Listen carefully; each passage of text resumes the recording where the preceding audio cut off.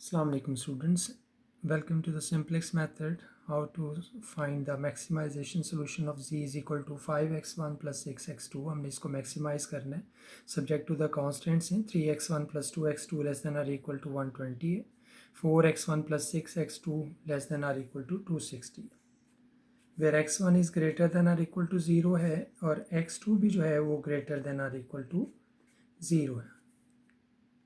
हमारा सबसे पहला काम ये है, हमने इसको स्टैंडर्ड फॉर्म में लिखना है। जी के जो राइट हैंड साइड में सारी टर्म्स पड़ी इसको लेफ्ट हैंड साइड में ला के माइनस कर देंगे, इक्वल टू 0 है। और उसके बाद ये जो कांस्टेंट है इसको इक्वलिटी में कन्वर्ट करने के लिए इसमें एक स्लैक वेरिएबल डालेंगे, दैट इज़ कॉल्ड S1। तो 3x1 plus 2x2 plus S1 is equal to 120। और इसी तरह से 4x1 प्लस 6x2 है, इसमें एक स्लैक वेरिएबल डालेंगे, that will be S2 and that is equal to 260। तो इक्वलिटी में चेंज हो जाएगा।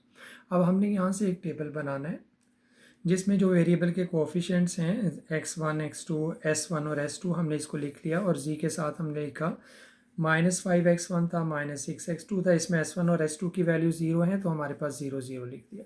जबकि हमारे पास 3x1 है प्लस 2x2 है तो हमने यहाँ लिखा 3 2, s1 का कोफिशिएंट 1 है और s2 का 0। यहाँ पर 4x1 है, 6x2 है प्लस s1 इसमें 0 है तो s2 हमारे पास 1 है और राइट हैंड साइड में हमारे पास क्या है, दैट इज इक्वल टू 260। अब बड़ी अहम बात यह है कि हमारे पास -6 बड़ी वैल्यू यहाँ पर हमारे पास जो है नेगेटिव में, यहाँ -6 जो है वो इसको हमने यहाँ से स्टार्ट करना है और s2 हमारे पास यहाँ पर 2 है तो इसको 1 बनाना है। इसको 1 बनाने के लिए जब हम इसे 1 बनाएंगे तो यहाँ से एक सिलेक्ट वेरिएबल आउट होगा और इसकी जगह पर x2 आ जाएगा।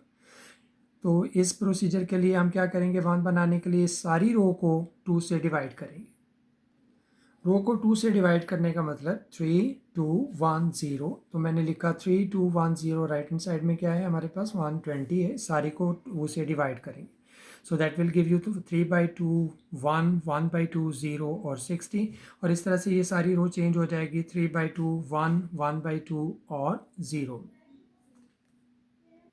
इसको रो को 1 बनाने के बाद हमारा अहम काम ये है कि इसको ऊपर -6 है और नीचे +6 है, इन दोनों को 0 करना है।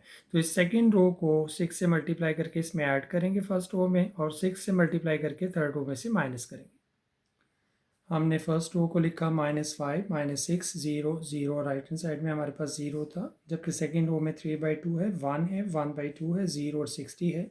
इस सबको मल्टीप्लाई करेंगे तो यहाँ पर ये ऊपर 0 आ जाएगा और नीचे क्या है 360 आ जाएगा। तो उन दोनों को ऐड करेंगे, दैट विल गिव यू 360।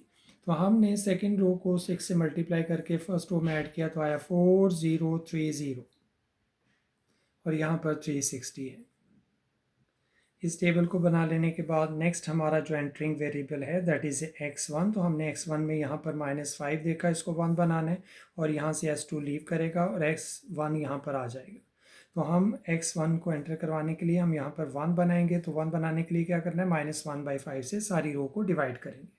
सो -1/5 से मल्टीप्लाई किया इसको सारी रो को तो हमारे पास जो है वो ये चेंज हो जाएगी 103/5 -1/5 और यहाँ पर 100 को डिवाइड करेंगे तो 20 आ जाएगा। इसको 1 बना लेने के बाद इस रो में हम इसमें कॉलम में देखेंगे ऊपर 4 है, 3/2 है, इसको 0 करना है।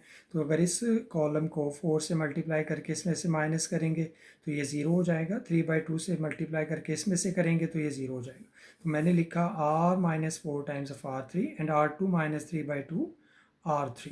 तो यहाँ पर r1 लिखी और यहाँ पर r3, इन दोनों को हम मल्टीप्लाई करके आपस में क्या करेंगे, r1 -4 टाइम्स ऑफ r3 करेंगे तो हमारे पास आएगा 0 और यहाँ पर भी 0 आ जाएगा। तो ये सारा टेबल जो है वो हमारे पास कंस्ट्रक्ट होगा और हमारे पास यहाँ 1 आ जाएगा।